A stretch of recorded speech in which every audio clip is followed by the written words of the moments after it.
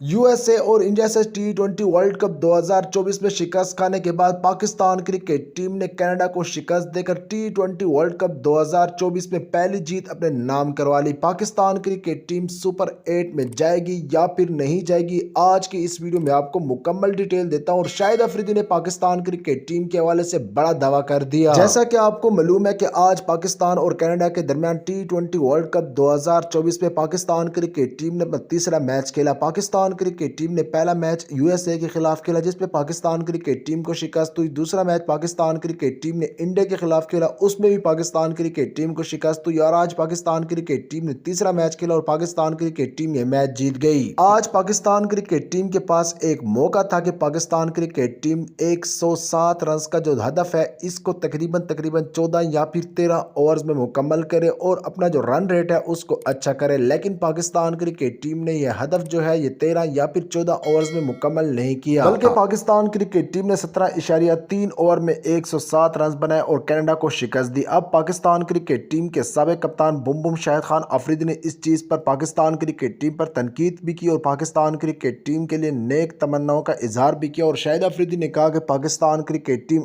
अभी भी टी20 world cup 2024 का सेमीफाइनल खेल सकती है। पाकिस्तान क्रिकेट टीम के साबिक कप्तान बुम शाहिद खान अफरीदी का कहना था कि पाकिस्तान क्रिकेट टीम अपना अगला मैच जीते और इसके साथ साथ यूएसए के अगले 2 मैचेस मुश्किल पिचेस पर है। हो सकता है कि यूएसए अपने अगले 2 मैचेस हार जाए, उसके बाद रन रेट पर बात होगी और पाकिस्तान क्रिकेट टीम टी20 वर्ल्ड कप 2024 के अगले मरहले में जा सकता है। शाहिद अफरीदी का मजीद कहना था कि अगर यूएसए अपने अगले 2 मैचेस हार सकता है तो पाकिस्तान क्रिकेट टीम की आज की जीत का जो रन रेट है ये पाकिस्तान क्रिकेट टीम के गले भी पड़ सकता है, क्योंकि पाकिस्तान क्रिकेट टीम को ये मैच 13 या फिर 14 ओवर्स में जीतना चाहिए था, लेकिन पाकिस्तान क्रिकेट टीम ने ये मैच 18 ओवर में जाकर जीता।